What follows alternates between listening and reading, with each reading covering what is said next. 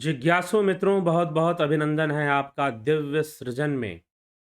प्रत्येक दिवस की भांति आज भी 9 बजे, रात्रि 9 बजे लाइव चर्चा का यह कार्यक्रम शुरू हो रहा है। और आज का जो विषय है, ध्यान विधि, अर्थात आदि गुरु शंकराचार्य विवेक चूड़ामणि में ध्यान विधि की चर्चा करते हैं। ध्यान विधि की चर्चा आदि गुरु शंकराचार्य कर रहे हैं, तो ठीक है, चलिए उनके अनुसार ध्यान करने की कुछ विधियां बताई गई हैं। कैसी विधियां? वास्तव में ध्यान करने वाले योगी को, ध्यान योग करने वाले योगी को, ध्यान साधना में अभ्यास करने वाले यति को, सन्यासी को किन बातों का ध्यान रखना चाहिए, इस बात पर ध्यान देकर वह कुछ बातें बता रहे हैं। उसी को ध्यान विधि यहां कहा जा रहा है। तो विवेक चूड़ामणि के में कौन सी बात कैसे समझाई जा रही है ध्यान के विषय में, वह तो हम समझेंगे। लेकिन पहले ध्यान क्या है, ध्यान की अवस्था क्या है, उसको हम समझने का प्रयास करेंगे। एक है ध्यान, एक है धारणा और एक है एकाग्रता। क्या एकाग्रता और ध्यान एक ही है?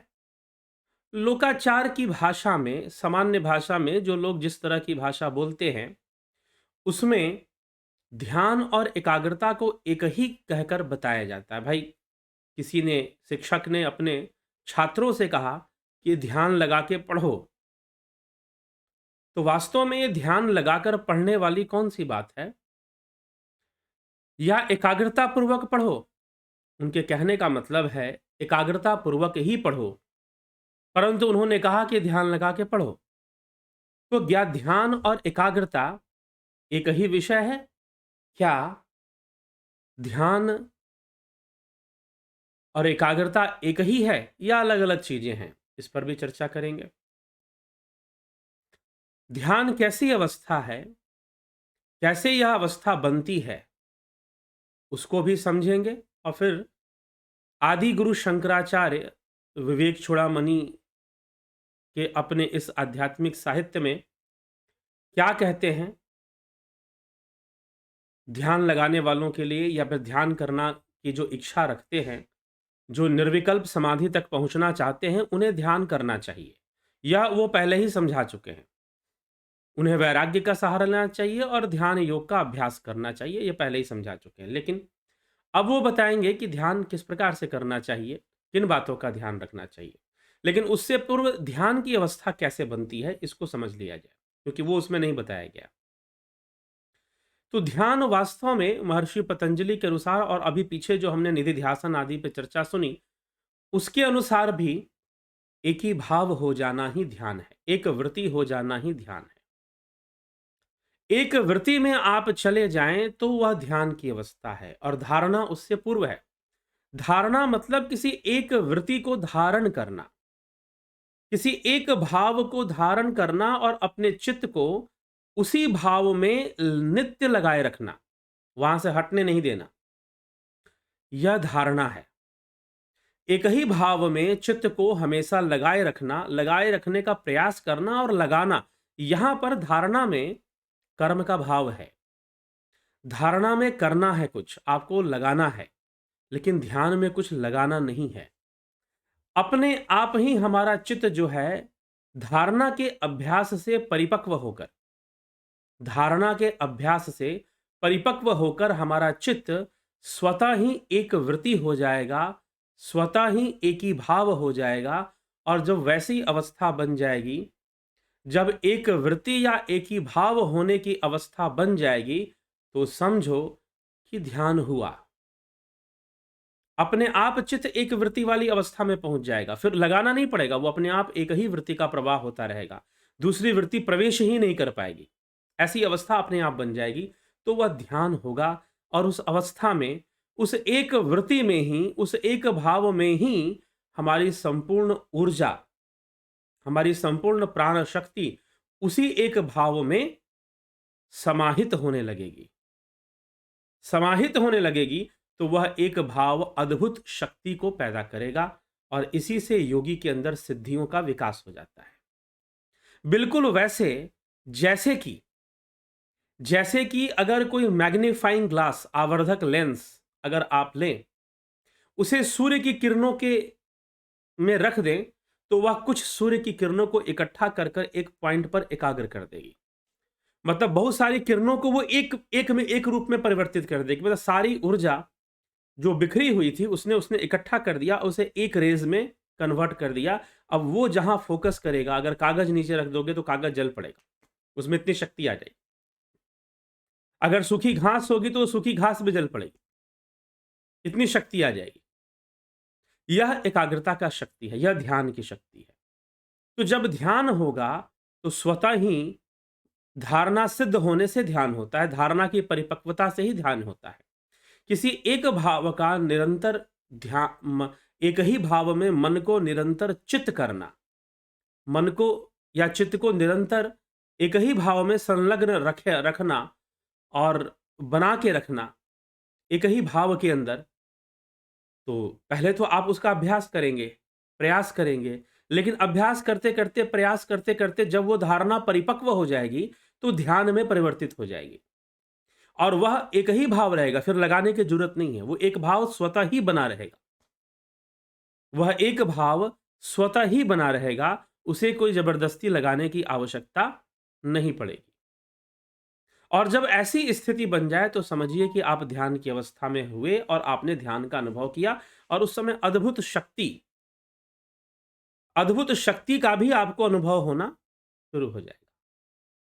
ठीक है? तो यह ध्यान का रहस्य है। तो ध्यान, इस प्रकार से ध्यान को समझे, एक ही भाव अवस्था, एक वृत्ति अवस्था ही ध्यान है।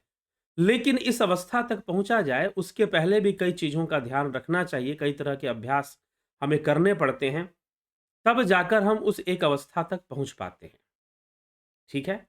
तो कैसा अभ्यास और किन बातों का ध्यान रखना चाहिए, आदि गुरु शंकराचार्य बखूबी उन बातों को बता रहे हैं। तो आइए देख लेते हैं क्या कहते हैं वो ध्यान विधि नामक अध्याय में। लक्ष्य ब्रह्मणि मानसम दृढ़तरम संस्थाप्य बाह्येन्द्रियम स्वस्थाने विनिवेश्य निश्चल तनुषोपेक्ष्य देह स्थितम ब्रह्मात्मैक्य मुप्पेत्य तन्मयातया चाखंड वृत्त्यानिशम ब्रह्मानंद रसम पिबात्मनि मुदा शून्ये किमनैर ब्रह्मै। चित्त को अपने लक्ष्य ब्रह्म में दृढ़ता पूर्वक स्थिर करके, चित्त को अपने लक्ष्य में दृढ़ता पूर्वक, चित्त को ही उस एक भाव में समाहित करना है। चित्त को अपने लक्ष्य ब्रह्म में दृढ़ता पूर्वक स्थिर करके बाह्य इंद्रियों को अपने अपने गोलकों में स्थिर करो। मतलब इंद्रियां, अगर आंख है तो वो आंख में ही रहे, कान है तो वो कान में ही रहे, बाहर की चीजों को ग्रहण ना करे, अपने अपने गोलकों में स्थिर करो, ऐसा करने का प्रयास करो। शरीर को निश्चल रखो और उसकी स्थिति की ओर ध्यान मत दो। शरीर को निश्चल रखो और उसकी स्थिति की ओर ध्यान मत दो। इस प्रकार ब्रह्म और आत्मा की एकता करके तन्मय भाव से, अखंड वृत्ति से, अहर्निश मन ही मन आनंद पूर्वक ब्रह्मानंद रस का पान करो और थोथी बातों से क्या लेना, उनसे तो दूर रहो। ठीक है? मतलब एकांतवास और एकाग्रता बनाने की कोशिश, चारों तरफ से इंद्रियां निग्रह करके एक ही लक्ष्य में अपने मन को लगा दो। अनात्म चिंतनम त्यक्त्वा कश्मलम दुख कारणम चिंत्य आत्मानमानंद रूपम यन मुक्ति कारणम। दुख के कारण और मोह रूप अनात्म चिंतन को छोड़ दो, जो अनात्म वस्तु का चिंतन है छोड़ दो और मात्र आत्मचिंतन में ही लगे रहो। जो साक्षात मुक्ति का कारण है वह आत्मचिंतन ही है। एष स्वयं ज्योतिर्शेष साक्षी विज्ञान कोशे विलसत्य जस्रम लक्ष्यम विधायन मत्स द्विलक्षण मखंड वृत्त्यात्म तयानुभावय। यह जो स्वयं प्रकाश सबका साक्षी निरंतर विज्ञानमय कोश में विराजमान है, समस्त अनित्य पदार्थों से पृथक इस परमात्मा को ही अपना लक्ष्य बनाकर इसी का अखंड वृत्ति से आत्मभाव से चिंतन करो। यह जो स्वयं प्रकाश सबका साक्षी निरंतर विज्ञानमय कोश में विराजमान है, मतलब बुद्धि में वो हमें विराजमान दिखता है, क्योंकि उसी से बुद्धि सकाशित होती है। और समस्त अनित्य पदार्थों से पृथक इस परमात्म को ही अपना लक्ष्य बनाकर तैल धारावत अखंड वृत्ति से, जैसे तेल गिरता है ना, तो बूंद बूंद नहीं गिरता, एक धारा में गिरता है। पानी बूंद बूंद गिरेगा, लेकिन तेल तो धीरे धीरे गिरेगा। ठीक है, एक एक धारा में ही गिरेगा, अखंड वृत्ति में गिरेगा। वैसे ही तुम ध्यान करो। एतमिच्छन्या वृत्त्या प्रत्यांतर शून्यया उल्लेख्य अन्विजानी यात स्वस्वरूपतया स्फुटम। अन्य प्रतीतियों से रहित अखंड वृत्ति से इस एक ही का चिंतन करते हुए योगी इसी को स्पष्टता अपना स्वरूप जाने। एक ही वृत्ति को अपना स्वरूप समझकर पहले एक ही वृत्ति को स्थापित करो, एक वृत्ति रूप हो जाओ, और फिर अंत में जब समाधि घटित होगी, ध्यान के बाद समाधि, तो वहां एक वृत्ति भी नहीं रहेगी, ऐसा बताया गया है। यह एक वृत्ति ध्यान की अवस्था में रहेगी, ध्यान के बाद नहीं रहेगी। लेकिन प्रथम में उस एक वृत्ति को ही सब कुछ मानकर उसमें अपने आप को समाहित करना होगा। अन्य प्रतीतियों से रहित अखंड वृत्ति से इस एक ही चिंतन करते, एक ही का चिंतन करते हुए योगी इसी की स्पष्टता अपने स्वरूप को जाने। अन्नात्मत्वम दृढ़ी कुर्वन्न हमादिषु संत्यजन उदासीनतया तेषु तिष्ठेद घटपटादिवत। इस प्रकार इस परमात्मा में ही आत्मभाव को दृढ़ करता हुआ, इस प्रकार इस परमात्मा में ही आत्मभाव को दृढ़ करता हुआ और अहंकार आदि में आत्मबुद्धि छोड़ता हुआ, उनकी ओर से शरीर से भिन्न घट पट आदि वस्तुओं के समान उदासीन हो जाए। इस प्रकार इस परमात्मा में ही आत्मभाव को दृढ़ करता हुआ, आत्मभाव को दृढ़ करना है, अर्थात आत्मभाव कहाँ पे लगा हुआ है, तो इस स्थूल देह में, शरीर में लगा हुआ है, तो वहां से आत्मभाव को हटाइए और परमात्मा में उसको दृढ़ करिए, और अहंकार आदि आत्मबुद्धि छोड़ देना चाहिए। अहंकार का आत्मबुद्धि या देह का आत्मबुद्धि त्याग देना चाहिए। उनकी ओर से शरीर से भिन्न घट पट आदि वस्तुओं के समान उदासीन हो जाएंगे। उनके संदर्भ से प्रत्येक वस्तु उदासीन हो जाएगी, वो हमें प्रभावित नहीं करेगी, वो हमें प्रभावित नहीं करेगी। और हमें सहज भाव से, समर्पण भाव से इस ध्यान योग के मार्ग पर लग जाना चाहिए। निधिध्यासन कर कर अपने मन को पूर्णतः एकाग्र करके उच्चतर अवस्थाओं को प्राप्त करना चाहिए और आनंद रस का पान करना चाहिए, ब्रह्मानंद रस का पान करना चाहिए। तो ये ध्यान के द्वारा परमानंद की प्राप्ति होती है, ध्यान के द्वारा ब्रह्मानंद की अनुभूति होती है। तो निश्चय ही हमें ध्यान योग तो करना ही चाहिए। और इस ध्यान विधि में आदि गुरु शंकराचार्य बता रहे हैं कि तुम किस प्रकार ध्यान करोगे, तुम कैसे एकाग्र करोगे, कैसे एक वृत्ति की अवस्था में चले जाओगे।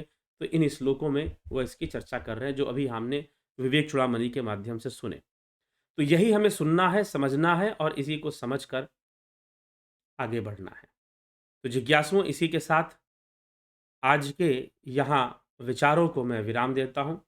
कल फिर हम 9 बजे एक चर्चा लेकर उपस्थित हो जाएंगे। और जैसा कि आपको विदित है कि 14 जनवरी से ध्यान योग का ऑनलाइन कोर्स शुरू हो रहा है।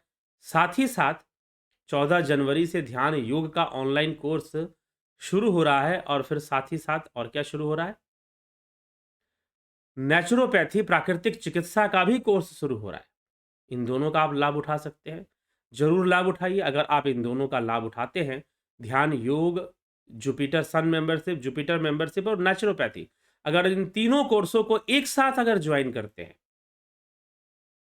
तो इसमें कुछ छूट भी मिलता है, जैसा कि पहले भी आपको बताया जा चुका है, कुछ कृपाओं में, कुछ व्याख्यानों में, कुछ वीडियोज़ में बताया जा चुका है। तो उसको ध्यान रखते हुए आप कोर्स को ज्वाइन करें और इसका पूरा-पूरा लाभ उठाएँ। तो बहुत-बहुत आभार आप सभी का।